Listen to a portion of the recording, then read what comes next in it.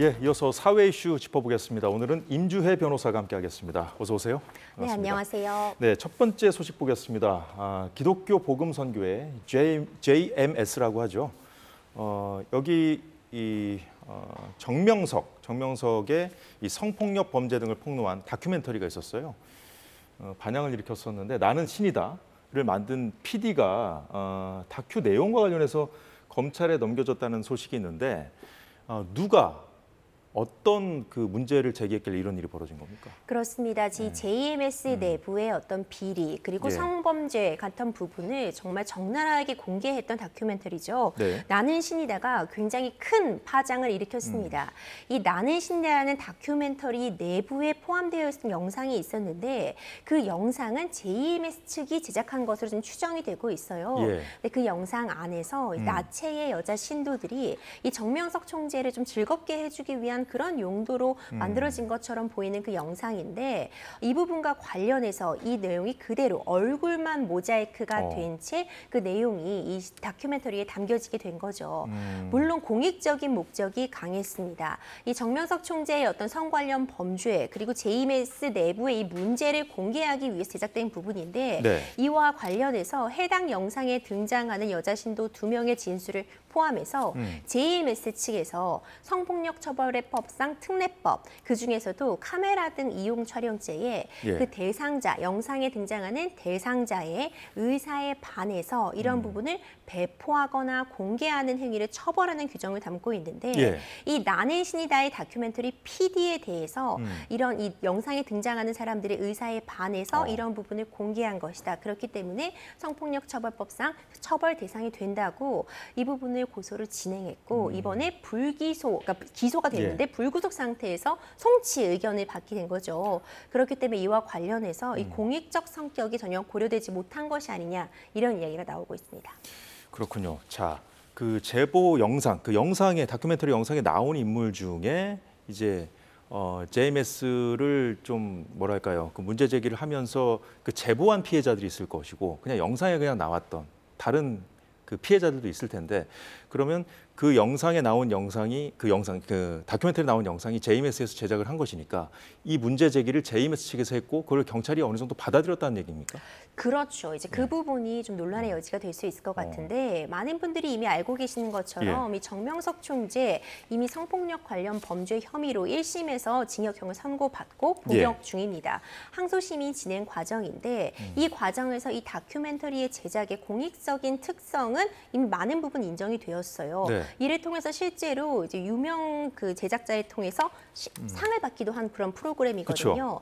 공익적 성격이 있음에도 불구하고 그리고 법원에서도 앞서 JMS 측에서 해당 다큐멘터리의 상영금지 가처분을 신청했었는데 공익적인 성격이 크기 때문에 가처분을 받아들일 수 없다고 밝혔었거든요. 그래서 방송도 됐고 우리가 볼 수 있었던 거잖아요. 그렇죠. 근데 그런 부분들이 좀 가만히 되지 않고 단순히 정말 문헌적인 성격에만 비춰서 뭐 동의를 받지 않고 그 타인의 의사에 반해서 그 영상에 등장하는 사람의 의사에 반해서 이것이 배포된 것이라고 볼 수 있는가.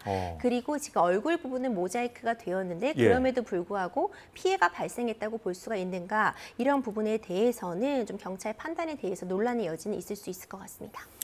자, 말씀하셨다시피 인권 침해를 고발하는 그 공익적 목적을 좀 경찰도 좀 염두했어야 되는데 이 통상적인 음란물, 다른 그런 어떤 통상적인 음란물과 같은 기준을 경찰이 적용했을 가능성이 있겠군요.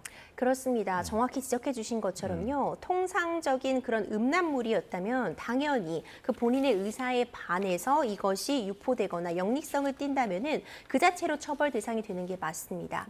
하지만 이번 이 나는 신이다라는 다큐멘터리는 이 JMS에 대한 그 비리를 폭로하고 이 안에서 자행되고 있는 성범죄를 공개하기 위한 의도로 만들어진 영상이었어요. 근데 그 다큐멘터리 내부에 선정적이라고 볼 수도 있겠죠. 어떤 나체의 여성이 등장하는 영상이 포함이 되어 있었는데 일단 얼굴 부분을 모자이크를 한 점 그리고 이것이 일반적으로 우리가 통용되는 그 음란물이라고는 전혀 여겨지지 않습니다. 이걸 보는 시청자의 입장에서도 어떤 그 안에서 벌어지는 비리를 폭로하기 위해서 이 영상이 들어갔다는 것을 충분히 인지할 수 있음에도 불구하고 하더라도 그 공익적 성격을 전혀 고려하지 않았다는 비판이 가해질 수는 있을 것 같아요. 유사한 사례들도 있었습니다. 2018년도에서도 어떤 여성 신도의 나체가 나온 화면을 전단지에 담아 배포했던 사례가 있었는데 당시에도 이것의 이 신도 내부 집단의 문제를 공개하고 또 다른 피해자를 막기 위한 점이라는 점이 인정이 되어서 공익적 성격을 인정받아서 무혐의 처분을 받았던 적이 있었거든요. 이런 사례들을 고려할 때 실제로 이것이 재판까지 간다면은 공익적인 측면에 적극적으로 주장하지 않을까 이런 생각이 듭니다. 지켜봐야 되겠군요. 자, 그런데 정명석 씨가 1심에서 지금 23년형을 선고받고 항소심이 진행 중인데 이런 상황에서 지금 문제 제기를 했단 말이에요. PD에 대해서. 어떤 의도가 있다고 봐야 될까요? 그렇죠. 그러니까 일종의 흔들기라고는 볼 수 있을 것 같습니다. 하지만 적용되는 혐의가 다르겠죠. 지금 정명석 총재는 성폭력 관련 범죄로서 이미 1심에서 23년 선고받았고 항소심이 계속 중입니다. 최종적인 판단은 이제 그에 따라서 갈 것이고 이번 사건 같은 경우에는 사실상 같은 사건이라고 볼 수는 없습니다. 그러니까 별도로 그 다큐멘터리 내부에 게시되어 있는 그 영상에 대해서 다큐멘터리를 제작한 PD 가 어떤 카메라 등 이용 촬영죄에 죄책을 지는가 마는가 어떻게 보면 별개의 문제이기 때문에 이번 사건으로 정명석 총재의 어떤 항소심 결과에 있어서 결정적인 부분을 어떤 양형에 있어서 참작이 될 수 있다고 보지는 않지만 어떤 다큐멘터리를 통해서 공익적인 성격을 가지고 사회를 변화시키려는 그런 목적을 가지고 만든 영상에 대해서 이런 부분에 대해서 PD가 법적인 책임을 질 여지가 있다는 점이 확인이 된다면 이런 부분에 있어서 표현의 자유라던가 아니면 공익적인 영상 제약에 좀 제약이 될 수 있기 때문에 이번 판결이 굉장히 의미가 있을 수 있을 것 같습니다. 그렇군요. 자, 가수 김호중 씨 관련 소식을 좀 살펴볼까요? 자, 오늘 두 번째 공판에서 혐의를 모두 인정한다는 말을 했군요.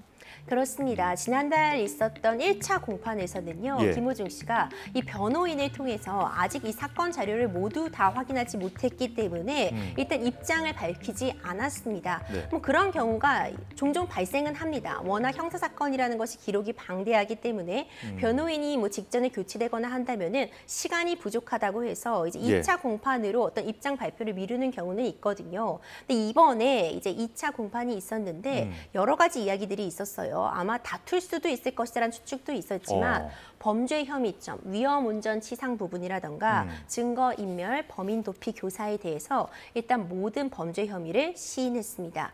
그러면서 지금 어쨌든 이 교통사고 사건에서 가장 중요한 점이 피해자와의 합의라고 볼 수 있거든요. 피해자와 합의했고 이 합의서를 제출하겠다고 밝힌 만큼 일단 검찰의 기소 의견에 대해서는 모두 인정을 하되 양형에 있어서 좀 더 참작을 받기 위해서 범죄 혐의에 대해서는 모두 인정을 하고 반성하는 태도를 보이는 것으로 좀 입장을 살짝 선회한 것이 아닌가 이런 추측이 가능합니다. 사실 뭐 기소 단계에서부터 이제 음주운전 혐의는 빠졌기 때문에 오늘 저렇게 인정하는 것이 얼마나 의미 있는 일인지 좀 궁금했었는데 그런 의도가 있었군요. 자, 그런데 김호중 씨 관련해서 지금 일명 김호중 방지법이라고 좀 국회에서 지금 만들려고 좀 그런 움직임이 있는데 팬들의 반발이 아주 극심하다면서요? 그렇죠. 이제 일명 김호중 방지법이라고 불리고 있지만 언론에서 그렇게 부르는 거죠? 그렇죠. 사실상 이 내용을 보자면요.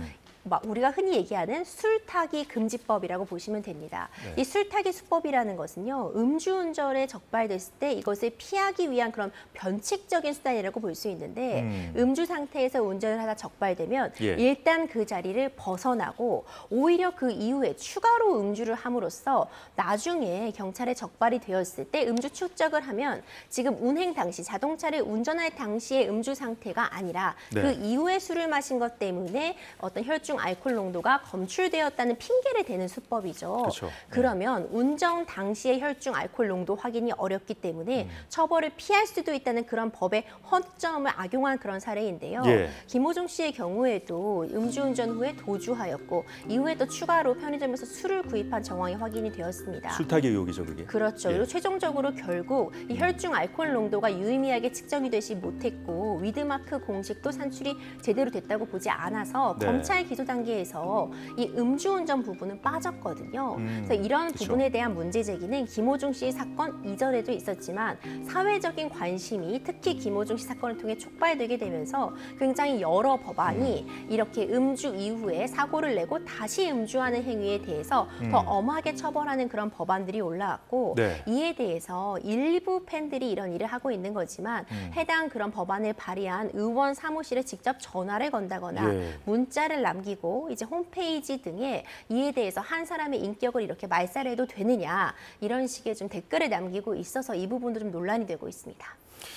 법안 취지가 분명히 있는 것이고 대다수 국민들이 공감을 할 텐데요. 그런 내용인데 지금 여야를 막론하고 이제 몇몇 의원들이 지금 이런 법안들을 지금 추진하고 있는데 일부 팬들이 의원실에 이제 전화하고 항의하고 뭐 협박까지 한다고 그래요. 그래서 이제 그 의정 활동이 불가능할 정도라고 하던데 어느 정도니까 방금 전에 화면에 뭐 일부 나오기도 했지만 그렇죠, 맞습니다. 그러니까 시도 때도 없이 전화가 오고 예. 워낙 많은 그런 게시물들을 올림으로써 우리가 흔히 좌표를 찍는다 이렇게 표현을 하기도 하는데 그렇죠. 예. 특정한 사람을 딱 겨냥해서 이제 총 화력을 동원해 공격을 하고 있다 이렇게 표현을 할 수 있을 것 같아요. 이것이 정말 경우에 따라서는 어떤 협박이라던가 스토킹과 같은 다른 범죄 행위로까지 처벌이 될 수도 있어서 그래요? 사실 전 예. 주의가 필요하다고 보고요. 앞서 말씀드린 것처럼 이것이 한 개인을 처벌하기 위한 법은 아니었습니다. 그렇죠. 실제로 이런 법안들이 만들어진다고 해도 이번에 김호중 씨 사안에 적용이 될 수 있는 것은 아니에요. 앞으로를 우리가 준비하는 법안인데 이 술타기 의혹 같은 부분은 예전부터 문제점으로 지적되어 오고 있었고 법안은 꼭 필요하다는 의견성에는 좀 공감을 이미 얻고 있는 상황이었거든요. 예. 그렇기 때문에 어떤 지나친 팬심으로 인해서 이렇게 의정 활동 그리고 이 법안을 만드는 행동에 반대하는 게 너무 극심하다면은 이 자체로 좀 큰 문제가 될 수 있어서 주의가 필요합니다. 예, 알겠습니다. 여기까지 듣겠습니다. 예, 지금까지 임주혜 변호사였습니다. 고맙습니다. 네, 오늘 사사건건이 준비한 소식 모두 전해드렸습니다. 저희는 내일 오후 4시에 다시 찾아뵙겠습니다. 시청해주신 여러분 고맙습니다.